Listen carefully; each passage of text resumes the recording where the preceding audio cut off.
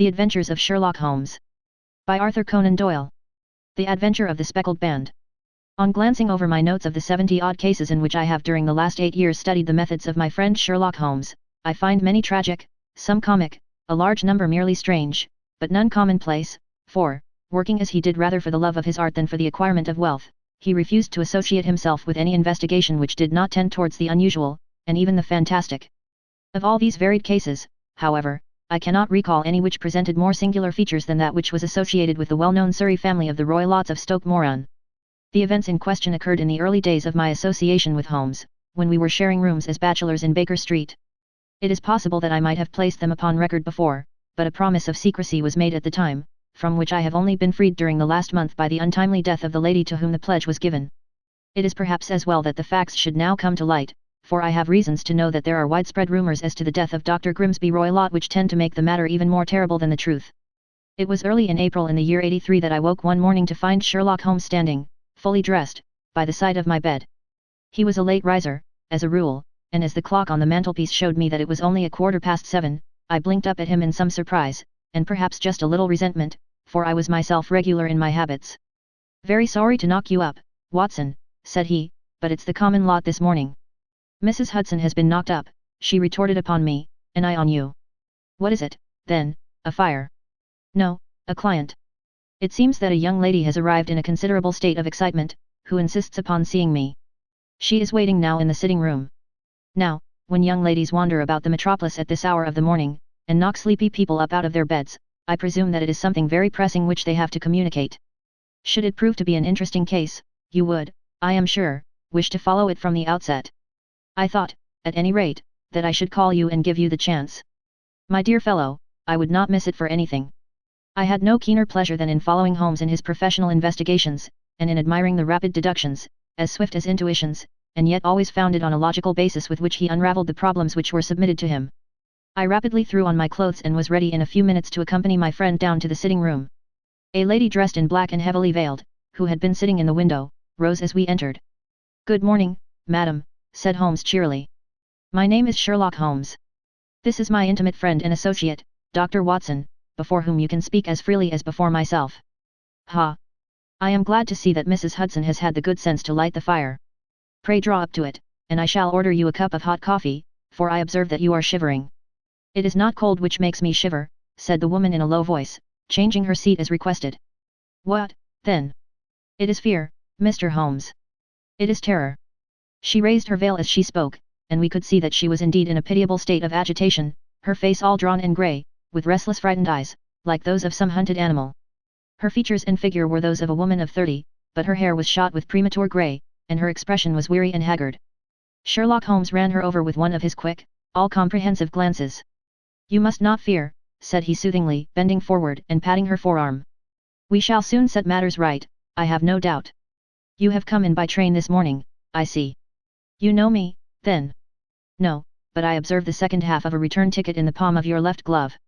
You must have started early, and yet you had a good drive in a dog-cart, along heavy roads, before you reached the station."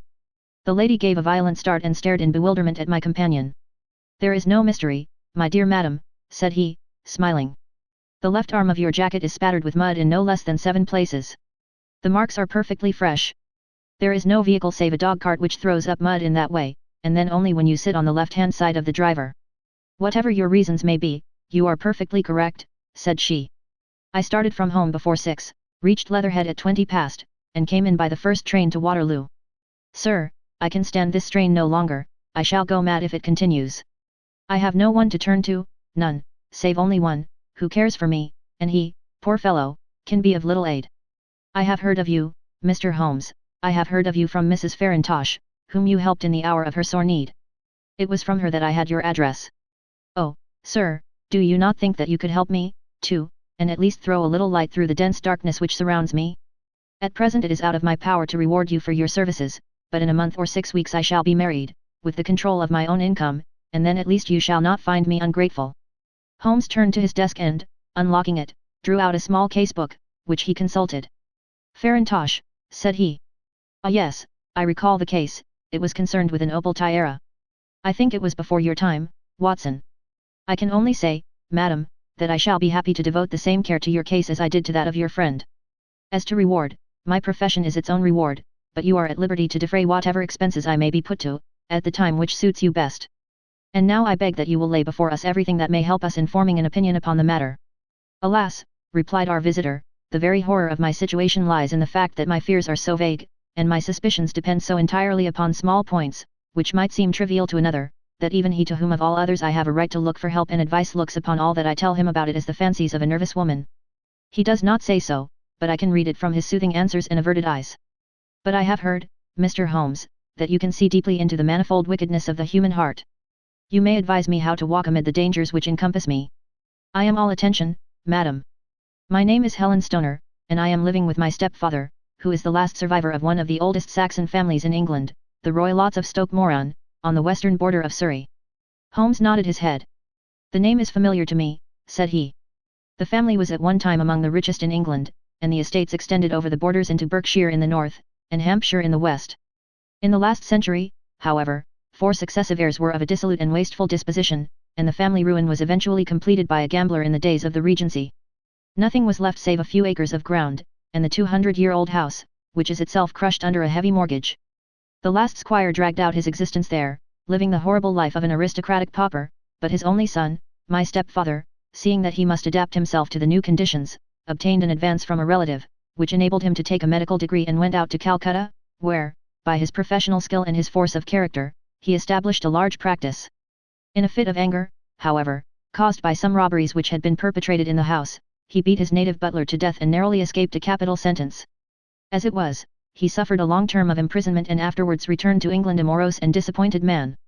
When Dr. Roylott was in India he married my mother, Mrs. Stoner, the young widow of Major General Stoner, of the Bengal Artillery. My sister Julia and I were twins, and we were only 2 years old at the time of my mother's remarriage. She had a considerable sum of money, not less than £1,000 a year, and this she bequeathed to Dr. Roylott entirely while we resided with him, with the provision that a certain annual sum should be allowed to each of us in the event of our marriage. Shortly after our return to England my mother died. She was killed 8 years ago in a railway accident near Crewe. Dr. Roylott then abandoned his attempts to establish himself in practice in London and took us to live with him in the old ancestral house at Stoke Moran. The money which my mother had left was enough for all our wants, and there seemed to be no obstacle to our happiness. But a terrible change came over our stepfather about this time. Instead of making friends and exchanging visits with our neighbours, who had at first been overjoyed to see a Roylott of Stoke Moran back in the old family seat, he shut himself up in his house and seldom came out save to indulge in ferocious quarrels with whoever might cross his path. Violence of temper approaching to mania has been hereditary in the men of the family, and in my stepfather's case it had, I believe, been intensified by his long residence in the tropics. A series of disgraceful brawls took place, 2 of which ended in the police court, until at last he became the terror of the village, and the folks would fly at his approach, for he is a man of immense strength, and absolutely uncontrollable in his anger. Last week he hurled the local blacksmith over a parapet into a stream, and it was only by paying over all the money which I could gather together that I was able to avert another public exposure. He had no friends at all save the wandering gypsies, and he would give these vagabonds leave to encamp upon the few acres of bramble-covered land which represent the family estate, and would accept in return the hospitality of their tents, wandering away with them sometimes for weeks on end. He has a passion also for Indian animals, which are sent over to him by a correspondent, and he has at this moment a cheetah and a baboon, which wander freely over his grounds and are feared by the villagers almost as much as their master. You can imagine from what I say that my poor sister Julia and I had no great pleasure in our lives. No servant would stay with us, and for a long time we did all the work of the house. She was but 30 at the time of her death, and yet her hair had already begun to whiten, even as mine has. Your sister is dead, then? She died just 2 years ago, and it is of her death that I wish to speak to you.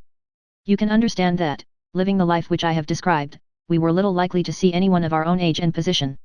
We had, however, an aunt, my mother's maiden sister, Miss Honoria Westphale, who lives near Harrow, and we were occasionally allowed to pay short visits at this lady's house. Julia went there at Christmas 2 years ago, and met there a half-pay major of Marines, to whom she became engaged. My stepfather learned of the engagement when my sister returned and offered no objection to the marriage, but within a fortnight of the day which had been fixed for the wedding, the terrible event occurred which has deprived me of my only companion. Sherlock Holmes had been leaning back in his chair with his eyes closed and his head sunk in a cushion, but he half opened his lids now and glanced across at his visitor. "Pray be precise as to details," said he. "It is easy for me to be so, for every event of that dreadful time is seared into my memory. The manor house is, as I have already said, very old, and only one wing is now inhabited. The bedrooms in this wing are on the ground floor, the sitting rooms being in the central block of the buildings. Of these bedrooms the first is Dr. Roylett's, the second my sister's, and the third my own. There is no communication between them, but they all open out into the same corridor. Do I make myself plain? Perfectly so.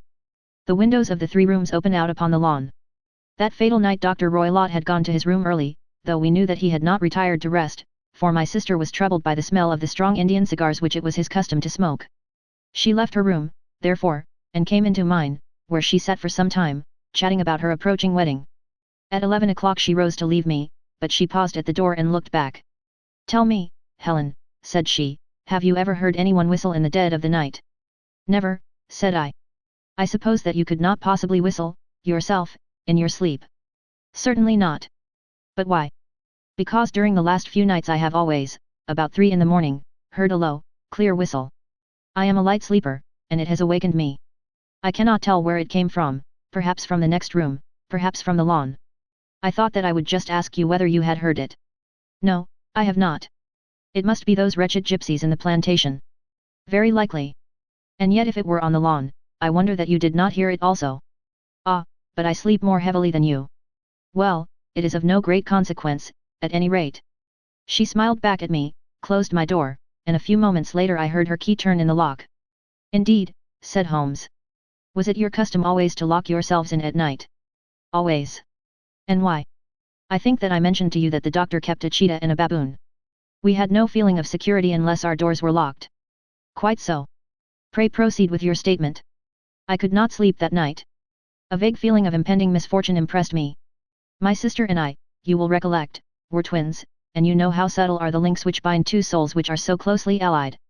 It was a wild night. The wind was howling outside, and the rain was beating and splashing against the windows. Suddenly, amid all the hubbub of the gale, there burst forth the wild scream of a terrified woman. I knew that it was my sister's voice. I sprang from my bed, wrapped a shawl round me, and rushed into the corridor.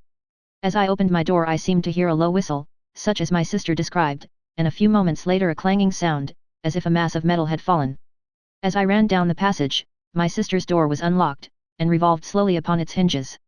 I stared at it horror-stricken, not knowing what was about to issue from it.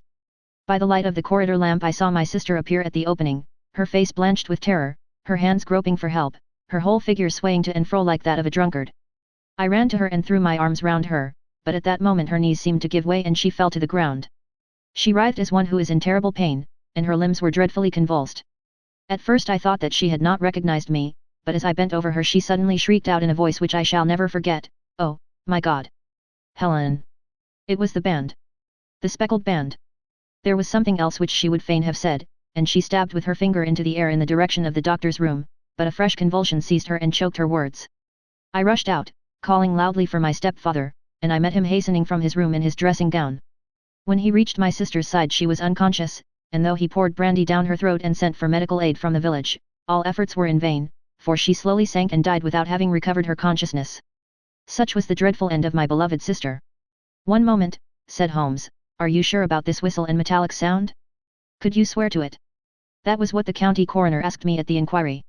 It is my strong impression that I heard it, and yet, among the crash of the gale and the creaking of an old house, I may possibly have been deceived." "Was your sister dressed?" "No, she was in her night dress. In her right hand was found the charred stump of a match, and in her left a matchbox, showing that she had struck a light and looked about her when the alarm took place." "That is important. And what conclusions did the coroner come to?" "He investigated the case with great care, for Dr. Roylett's conduct had long been notorious in the county, but he was unable to find any satisfactory cause of death. My evidence showed that the door had been fastened upon the inner side, and the windows were blocked by old-fashioned shutters with broad iron bars, which were secured every night. The walls were carefully sounded, and were shown to be quite solid all round, and the flooring was also thoroughly examined, with the same result. The chimney is wide, but is barred up by 4 large staples. It is certain, therefore, that my sister was quite alone when she met her end. Besides, there were no marks of any violence upon her." "How about poison?" "The doctors examined her for it, but without success." "What do you think that this unfortunate lady died of, then?" "It is my belief that she died of pure fear and nervous shock, though what it was that frightened her I cannot imagine." "Were there gypsies in the plantation at the time?" "Yes, there are nearly always some there." "Ah, and what did you gather from this allusion to a band, a speckled band?" Sometimes I have thought that it was merely the wild talk of delirium, sometimes that it may have referred to some band of people, perhaps to these very gypsies in the plantation. I do not know whether the spotted handkerchiefs which so many of them wear over their heads might have suggested the strange adjective which she used. Holmes shook his head like a man who is far from being satisfied. "These are very deep waters," said he, "pray go on with your narrative." 2 years have passed since then, and my life has been until lately lonelier than ever.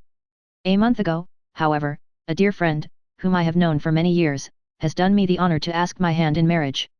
His name is Armitage, Percy Armitage, the second son of Mr. Armitage, of Crane Water, near Reading. My stepfather has offered no opposition to the match, and we are to be married in the course of the spring.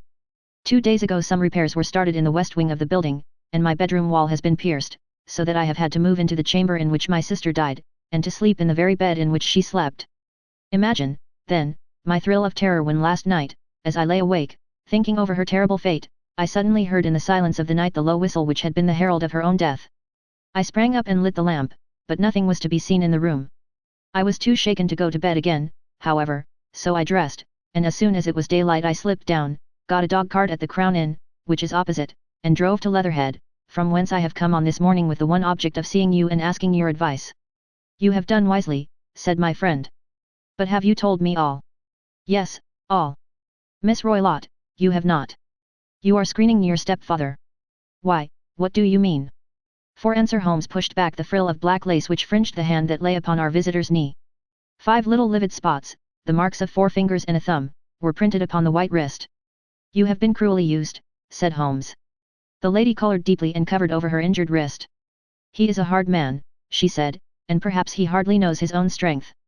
There was a long silence, during which Holmes leaned his chin upon his hands and stared into the crackling fire. This is a very deep business, he said at last. There are 1,000 details which I should desire to know before I decide upon our course of action. Yet we have not a moment to lose. If we were to come to Stoke Moran today, would it be possible for us to see over these rooms without the knowledge of your stepfather? As it happens, he spoke of coming into town today upon some most important business. It is probable that he will be away all day, and that there would be nothing to disturb you. We have a housekeeper now, but she is old and foolish, and I could easily get her out of the way. Excellent. You are not averse to this trip, Watson? By no means. Then we shall both come. What are you going to do yourself? I have 1 or 2 things which I would wish to do now that I am in town. But I shall return by the 12 o'clock train, so as to be there in time for your coming. And you may expect us early in the afternoon. I have myself some small business matters to attend to. Will you not wait and breakfast? No, I must go. My heart is lightened already since I have confided my trouble to you. I shall look forward to seeing you again this afternoon. She dropped her thick black veil over her face and glided from the room.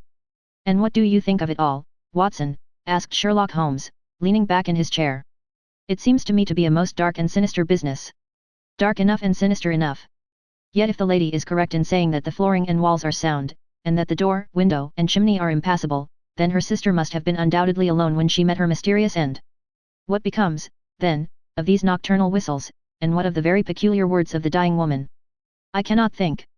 When you combine the ideas of whistles at night, the presence of a band of gypsies who are on intimate terms with this old doctor, the fact that we have every reason to believe that the doctor has an interest in preventing his stepdaughter's marriage, the dying allusion to a band, and, finally, the fact that Miss Helen Stoner heard a metallic clang, which might have been caused by one of those metal bars that secured the shutters falling back into its place, I think that there is good ground to think that the mystery may be cleared along those lines. But what, then, did the gypsies do? I cannot imagine. I see many objections to any such theory. And so do I. It is precisely for that reason that we are going to Stoke Moran this day. I want to see whether the objections are fatal, or if they may be explained away. But what in the name of the devil? The ejaculation had been drawn from my companion by the fact that our door had been suddenly dashed open, and that a huge man had framed himself in the aperture. His costume was a peculiar mixture of the professional and of the agricultural, having a black top hat, a long frock coat, and a pair of high gaiters, with a hunting crop swinging in his hand. So tall was he that his hat actually brushed the crossbar of the doorway, and his breadth seemed to span it across from side to side. A large face, seared with 1,000 wrinkles, burned yellow with the sun, and marked with every evil passion, was turned from one to the other of us, while his deep-set, bile-shot eyes, and his high, thin, fleshless nose, gave him somewhat the resemblance to a fierce old bird of prey. "Which of you is Holmes?" asked this apparition. "My name, sir, but you have the advantage of me," said my companion quietly. "I am Dr. Grimsby Roylott, of Stoke Moran." Indeed, doctor, said Holmes blandly. Pray take a seat. I will do nothing of the kind. My stepdaughter has been here. I have traced her. What has she been saying to you? It is a little cold for the time of the year, said Holmes. What has she been saying to you? Screamed the old man furiously. But I have heard that the crocuses promise well, continued my companion imperturbably. Ha! You put me off, do you? Said our new visitor, taking a step forward and shaking his hunting crop. I know you, you scoundrel. I have heard of you before. You are Holmes, the meddler. My friend smiled. Holmes, the busybody. His smile broadened. Holmes, the Scotland Yard Jack in office. Holmes chuckled heartily. Your conversation is most entertaining, said he. When you go out close the door, for there is a decided draught. I will go when I have had my say.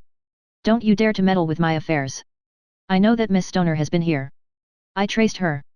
I am a dangerous man to fall foul of. See here. He stepped swiftly forward, seized the poker, and bent it into a curve with his huge brown hands. See that you keep yourself out of my grip, he snarled, and hurling the twisted poker into the fireplace he strode out of the room. He seems a very amiable person, said Holmes, laughing. I am not quite so bulky, but if he had remained I might have shown him that my grip was not much more feeble than his own.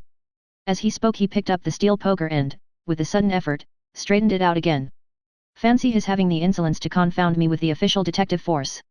This incident gives zest to our investigation, however, and I only trust that our little friend will not suffer from her imprudence in allowing this brute to trace her. And now, Watson, we shall order breakfast, and afterwards I shall walk down to Doctor's Commons, where I hope to get some data which may help us in this matter. It was nearly 1 o'clock when Sherlock Holmes returned from his excursion. He held in his hand a sheet of blue paper, scrawled over with notes and figures. I have seen the will of the deceased wife, said he. To determine its exact meaning I have been obliged to work out the present prices of the investments with which it is concerned. The total income, which at the time of the wife's death was little short of £1,100, is now, through the fall in agricultural prices, not more than £750. Each daughter can claim an income of £250, in case of marriage. It is evident, therefore, that if both girls had married, this beauty would have had a mere pittance, while even one of them would cripple him to a very serious extent. My morning's work has not been wasted, since it has proved that he has the very strongest motives for standing in the way of anything of the sort. And now, Watson, this is too serious for dawdling, especially as the old man is aware that we are interesting ourselves in his affairs, so if you are ready, we shall call a cab and drive to Waterloo. I should be very much obliged if you would slip your revolver into your pocket. An Ely's number 2 is an excellent argument with gentlemen who can twist steel pokers into knots. That and a toothbrush are, I think, all that we need. At Waterloo we were fortunate in catching a train for Leatherhead, where we hired a trap at the station inn and drove for 4 or 5 miles through the lovely Surrey lanes. It was a perfect day, with a bright sun and a few fleecy clouds in the heavens. The trees and wayside hedges were just throwing out their first green shoots, and the air was full of the pleasant smell of the moist earth. To me at least there was a strange contrast between the sweet promise of the spring and this sinister quest upon which we were engaged. My companion sat in the front of the trap, his arms folded, his hat pulled down over his eyes, and his chin sunk upon his breast, buried in the deepest thought. Suddenly, however, he started, tapped me on the shoulder, and pointed over the meadows. Look there, said he. A heavily timbered park stretched up in a gentle slope, thickening into a grove at the highest point. From amid the branches there jutted out the grey gables and high roof tree of a very old mansion. Stoke Moran, said he. Yes, sir, that be the house of Dr. Grimsby Roylott, remarked the driver. There is some building going on there, said Holmes, that is where we are going. There's the village, said the driver, pointing to a cluster of roofs some distance to the left, but if you want to get to the house, you'll find it shorter to get over this stile, and so by the footpath over the fields. There it is, where the lady is walking. And the lady, I fancy, is Miss Stoner, observed Holmes, shading his eyes. Yes, I think we had better do as you suggest. We got off, paid our fare, and the trap rattled back on its way to Leatherhead. I thought it as well, said Holmes as we climbed the stile, that this fellow should think we had come here as architects, or on some definite business. It may stop his gossip. Good afternoon, Miss Stoner. You see that we have been as good as our word. Our client of the morning had hurried forward to meet us with a face which spoke her joy. I have been waiting so eagerly for you, she cried, shaking hands with us warmly. All has turned out splendidly. Dr. Roylott has gone to town, and it is unlikely that he will be back before evening. We have had the pleasure of making the doctor's acquaintance, said Holmes, and in a few words he sketched out what had occurred. Miss Stoner turned white to the lips as she listened. Good heavens, she cried, he has followed me, then. So it appears. He is so cunning that I never know when I am safe from him. What will he say when he returns? He must guard himself, for he may find that there is someone more cunning than himself upon his track. You must lock yourself up from him tonight. If he is violent, we shall take you away to your aunts at Harrow.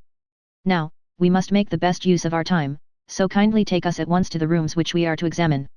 The building was of grey, lichen-blotched stone, with a high central portion and two curving wings, like the claws of a crab, thrown out on each side. In one of these wings the windows were broken and blocked with wooden boards, while the roof was partly caved in, a picture of ruin. The central portion was in little better repair, but the right-hand block was comparatively modern, and the blinds in the windows, with the blue smoke curling up from the chimneys, showed that this was where the family resided. Some scaffolding had been erected against the end wall, and the stonework had been broken into, but there were no signs of any workmen at the moment of our visit. Holmes walked slowly up and down the ill-trimmed lawn and examined with deep attention the outsides of the windows. This, I take it, belongs to the room in which you used to sleep, the centre one to your sisters, and the one next to the main building to Dr. Roylott's chamber. Exactly so. But I am now sleeping in the middle one. Pending the alterations, as I understand. By the way, there does not seem to be any very pressing need for repairs at that end wall. There were none. I believe that it was an excuse to move me from my room. Ah, that is suggestive. Now, on the other side of this narrow wing runs the corridor from which these three rooms open. There are windows in it, of course. Yes, but very small ones. Too narrow for anyone to pass through. As you both locked your doors at night, your rooms were unapproachable from that side.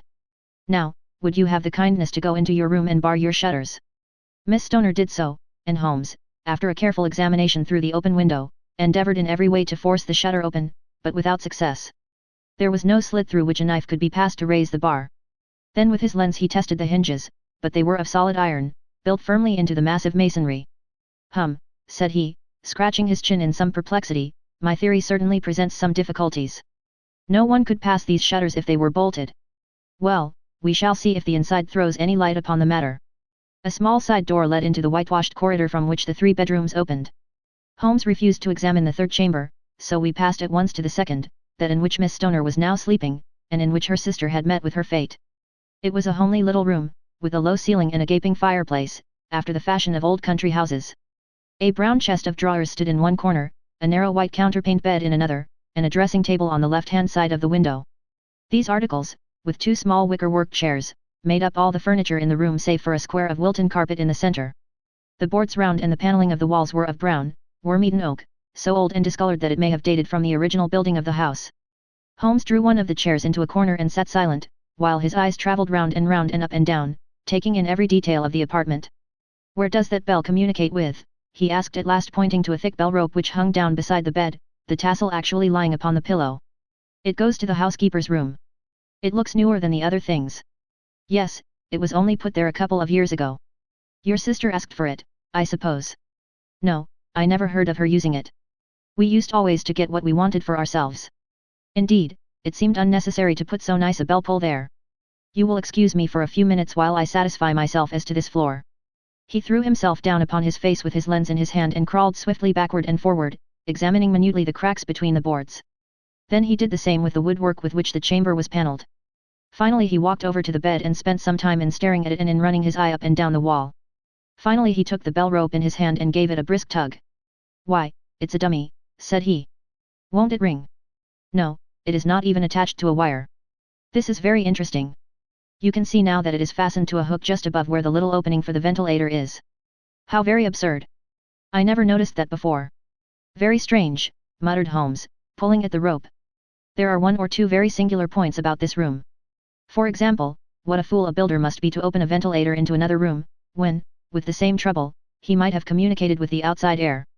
"That is also quite modern," said the lady. "Done about the same time as the bell rope," remarked Holmes. "Yes, there were several little changes carried out about that time.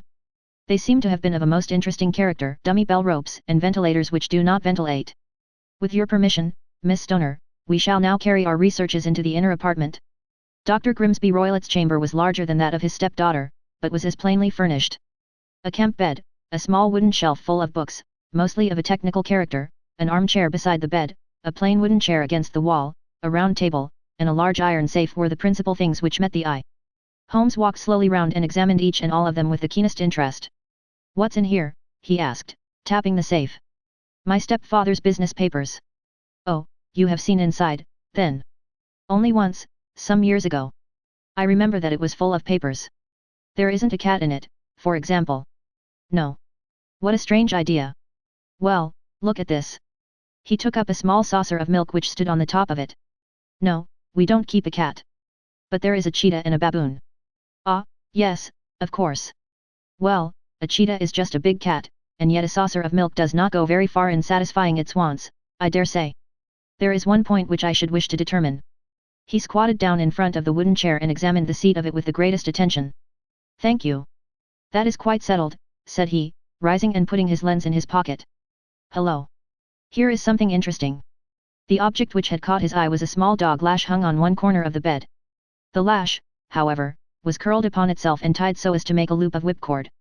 What do you make of that, Watson? It's a common enough lash. But I don't know why it should be tied. That is not quite so common, is it? Ah, me. It's a wicked world, and when a clever man turns his brains to crime it is the worst of all. I think that I have seen enough now, Miss Stoner, and with your permission we shall walk out upon the lawn. I had never seen my friend's face so grim or his brow so dark as it was when we turned from the scene of this investigation. We had walked several times up and down the lawn, neither Miss Stoner nor myself liking to break in upon his thoughts before he roused himself from his reverie. It is very essential, Miss Stoner, said he, that you should absolutely follow my advice in every respect. I shall most certainly do so. The matter is too serious for any hesitation. Your life may depend upon your compliance. I assure you that I am in your hands. In the first place, both my friend and I must spend the night in your room. Both Miss Stoner and I gazed at him in astonishment. Yes, it must be so. Let me explain. I believe that is the village inn over there. Yes, that is the Crown. Very good. Your windows would be visible from there. Certainly. You must confine yourself to your room, on pretense of a headache, when your stepfather comes back. Then when you hear him retire for the night, you must open the shutters of your window, undo the hasp, put your lamp there as a signal to us, and then withdraw quietly with everything which you are likely to want into the room which you used to occupy. I have no doubt that, in spite of the repairs, you could manage there for one night. Oh, yes, easily. The rest you will leave in our hands. But what will you do? We shall spend the night in your room, and we shall investigate the cause of this noise which has disturbed you. I believe, Mr. Holmes, that you have already made up your mind, said Miss Stoner, laying her hand upon my companion's sleeve. Perhaps I have. Then, for pity's sake, tell me what was the cause of my sister's death. I should prefer to have clearer proofs before I speak. You can at least tell me whether my own thought is correct, and if she died from some sudden fright. No, I do not think so. I think that there was probably some more tangible cause. And now, Miss Stoner, we must leave you, for if Dr. Roylott returned and saw us our journey would be in vain. Goodbye, and be brave, for if you will do what I have told you, you may rest assured that we shall soon drive away the dangers that threaten you. Sherlock Holmes and I had no difficulty in engaging a bedroom and sitting room at the Crown Inn. They were on the upper floor, and from our window we could command a view of the Avenue Gate, and of the inhabited wing of Stoke Moran Manor House. At dusk we saw Dr. Grimsby Roylott drive past, his huge form looming up beside the little figure of the lad who drove him. The boy had some slight difficulty in undoing the heavy iron gates, and we heard the hoarse roar of the doctor's voice and saw the fury with which he shook his clenched fists at him. The trap drove on, and a few minutes later we saw a sudden light spring up among the trees as the lamp was lit in one of the sitting rooms. Do you know, Watson, said Holmes as we sat together in the gathering darkness, I have really some scruples as to taking you tonight. There is a distinct element of danger. Can I be of assistance? Your presence might be invaluable. Then I shall certainly come. It is very kind of you. You speak of danger. You have evidently seen more in these rooms than was visible to me. No, but I fancy that I may have deduced a little more. I imagine that you saw all that I did. I saw nothing remarkable save the bell rope, and what purpose that could answer I confess is more than I can imagine. You saw the ventilator, too. Yes, but I do not think that it is such a very unusual thing to have a small opening between two rooms. It was so small that a rat could hardly pass through. I knew that we should find a ventilator before ever we came to Stoke Moran. My dear Holmes. Oh, yes, I did. You remember in her statement she said that her sister could smell Dr. Roylott's cigar. Now, of course that suggested at once that there must be a communication between the two rooms. It could only be a small one, or it would have been remarked upon at the coroner's inquiry. I deduced a ventilator. But what harm can there be in that? Well, there is at least a curious coincidence of dates. A ventilator is made, a cord is hung, and a lady who sleeps in the bed dies. Does not that strike you? I cannot as yet see any connection. Did you observe anything very peculiar about that bed? No. It was clamped to the floor. Did you ever see a bed fastened like that before? I cannot say that I have. The lady could not move her bed. It must always be in the same relative position to the ventilator and to the rope, or so we may call it, since it was clearly never meant for a bell pull. Holmes, I cried, I seem to see dimly what you are hinting at. We are only just in time to prevent some subtle and horrible crime. Subtle enough and horrible enough. When a doctor does go wrong he is the first of criminals. He has nerve and he has knowledge. Palmer and Pritchard were among the heads of their profession. This man strikes even deeper, but I think, Watson, that we shall be able to strike deeper still. But we shall have horrors enough before the night is over, for goodness sake let us have a quiet pipe and turn our minds for a few hours to something more cheerful. About 9 o'clock the light among the trees was extinguished, and all was dark in the direction of the manor house.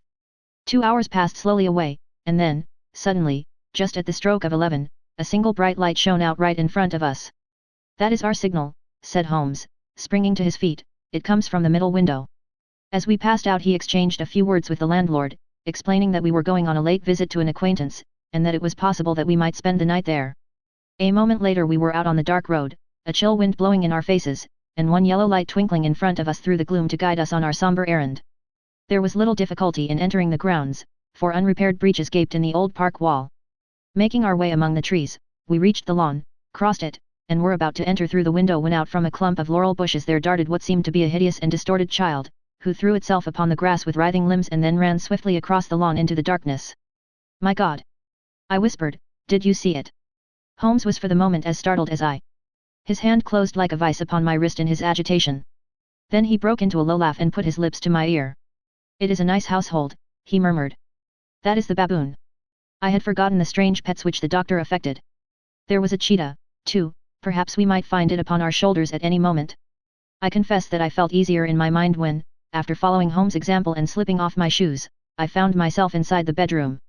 My companion noiselessly closed the shutters, moved the lamp onto the table, and cast his eyes round the room. All was as we had seen it in the daytime. Then creeping up to me and making a trumpet of his hand, he whispered into my ear again so gently that it was all that I could do to distinguish the words. The least sound would be fatal to our plans. I nodded to show that I had heard. We must sit without light. He would see it through the ventilator. I nodded again. Do not go asleep, your very life may depend upon it. Have your pistol ready in case we should need it. I will sit on the side of the bed, and you in that chair. I took out my revolver and laid it on the corner of the table. Holmes had brought up a long thin cane, and this he placed upon the bed beside him. By it he laid the box of matches and the stump of a candle. Then he turned down the lamp, and we were left in darkness. How shall I ever forget that dreadful vigil? I could not hear a sound, not even the drawing of a breath, and yet I knew that my companion sat open-eyed, within a few feet of me, in the same state of nervous tension in which I was myself. The shutters cut off the least ray of light, and we waited in absolute darkness. From outside came the occasional cry of a night bird, and once at our very window a long-drawn cat-like whine, which told us that the cheetah was indeed at liberty. Far away we could hear the deep tones of the parish clock, which boomed out every quarter of an hour. How long they seemed, those quarters! 12 struck, and 1 and 2 and 3, and still we sat waiting silently for whatever might befall. Suddenly there was the momentary gleam of a light up in the direction of the ventilator, which vanished immediately, but was succeeded by a strong smell of burning oil and heated metal. Someone in the next room had lit a dark lantern. I heard a gentle sound of movement, and then all was silent once more, though the smell grew stronger. For half an hour I sat with straining ears. Then suddenly another sound became audible, a very gentle, soothing sound, like that of a small jet of steam escaping continually from a kettle. The instant that we heard it, Holmes sprang from the bed, struck a match, and lashed furiously with his cane at the bell pull. You see it, Watson, he yelled. You see it. But I saw nothing. At the moment when Holmes struck the light I heard a low, clear whistle, but the sudden glare flashing into my weary eyes made it impossible for me to tell what it was at which my friend lashed so savagely. I could, however, see that his face was deadly pale and filled with horror and loathing. He had ceased to strike and was gazing up at the ventilator when suddenly there broke from the silence of the night the most horrible cry to which I have ever listened. It swelled up louder and louder, a hoarse yell of pain and fear and anger all mingled in the one dreadful shriek. They say that away down in the village, and even in the distant parsonage, that cry raised the sleepers from their beds. It struck cold to our hearts, and I stood gazing at Holmes, and he at me, until the last echoes of it had died away into the silence from which it rose. What can it mean? I gasped. It means that it is all over, Holmes answered. And perhaps, after all, it is for the best. Take your pistol, and we will enter Dr. Roylott's room. With a grave face he lit the lamp and led the way down the corridor. Twice he struck at the chamber door without any reply from within. Then he turned the handle and entered, I at his heels, with the cocked pistol in my hand. It was a singular sight which met our eyes. On the table stood a dark lantern with the shutter half open, throwing a brilliant beam of light upon the iron safe, the door of which was ajar. Beside this table, on the wooden chair, sat Dr. Grimsby Roylott clad in a long grey dressing gown, his bare ankles protruding beneath, and his feet thrust into red heelless Turkish slippers. Across his lap lay the short stock with the long lash which we had noticed during the day. His chin was cocked upward and his eyes were fixed in a dreadful, rigid stare at the corner of the ceiling. Round his brow he had a peculiar yellow band, with brownish speckles, which seemed to be bound tightly round his head. As we entered he made neither sound nor motion. The band, the speckled band, whispered Holmes. I took a step forward. In an instant his strange headgear began to move, and there reared itself from among his hair the squat diamond-shaped head and puffed neck of a loathsome serpent. It is a swamp adder, cried Holmes, the deadliest snake in India. He has died within 10 seconds of being bitten. Violence does, in truth, recoil upon the violent, and the schemer falls into the pit which he digs for another. Let us thrust this creature back into its den, and we can then remove Miss Stoner to some place of shelter and let the county police know what has happened. As he spoke he drew the dog whip swiftly from the dead man's lap, and throwing the noose round the reptile's neck he drew it from its horrid perch and, carrying it at arm's length, threw it into the iron safe, which he closed upon it. Such are the true facts of the death of Dr. Grimsby Roylott, of Stoke Moran. It is not necessary that I should prolong a narrative which has already run to too great a length by telling how we broke the sad news to the terrified girl, how we conveyed her by the morning train to the care of her good aunt at Harrow, of how the slow process of official inquiry came to the conclusion that the doctor met his fate while indiscreetly playing with a dangerous pet. The little which I had yet to learn of the case was told me by Sherlock Holmes as we travelled back next day. I had, said he, come to an entirely erroneous conclusion which shows, my dear Watson, how dangerous it always is to reason from insufficient data. The presence of the gipsies, and the use of the word band, which was used by the poor girl, no doubt, to explain the appearance which she had caught a hurried glimpse of by the light of her match, were sufficient to put me upon an entirely wrong scent. I can only claim the merit that I instantly reconsidered my position when, however, it became clear to me that whatever danger threatened an occupant of the room could not come either from the window or the door. My attention was speedily drawn, as I have already remarked to you, to this ventilator, and to the bell rope which hung down to the bed. The discovery that this was a dummy, and that the bed was clamped to the floor, instantly gave rise to the suspicion that the rope was there as a bridge for something passing through the hole and coming to the bed. The idea of a snake instantly occurred to me, and when I coupled it with my knowledge that the doctor was furnished with a supply of creatures from India, I felt that I was probably on the right track. The idea of using a form of poison which could not possibly be discovered by any chemical test was just such a one as would occur to a clever and ruthless man who had had an Eastern training. The rapidity with which such a poison would take effect would also, from his point of view, be an advantage. It would be a sharp-eyed coroner, indeed, who could distinguish the two little dark punctures which would show where the poison fangs had done their work. Then I thought of the whistle. Of course he must recall the snake before the morning light revealed it to the victim. He had trained it, probably by the use of the milk which we saw, to return to him when summoned. He would put it through this ventilator at the hour that he thought best, with the certainty that it would crawl down the rope and land on the bed. It might or might not bite the occupant, perhaps she might escape every night for a week, but sooner or later she must fall a victim. I had come to these conclusions before ever I had entered his room. An inspection of his chair showed me that he had been in the habit of standing on it, which of course would be necessary in order that he should reach the ventilator. The sight of the safe, the saucer of milk, and the loop of whipcord were enough to finally dispel any doubts which may have remained. The metallic clang heard by Miss Stoner was obviously caused by her stepfather hastily closing the door of his safe upon its terrible occupant. Having once made up my mind, you know the steps which I took in order to put the matter to the proof. I heard the creature hiss as I have no doubt that you did also, and I instantly lit the light and attacked it. With the result of driving it through the ventilator. And also with the result of causing it to turn upon its master at the other side. Some of the blows of my cane came home and roused its snakish temper, so that it flew upon the first person it saw. In this way I am no doubt indirectly responsible for Dr. Grimsby Roylott's death, and I cannot say that it is likely to weigh very heavily upon my conscience.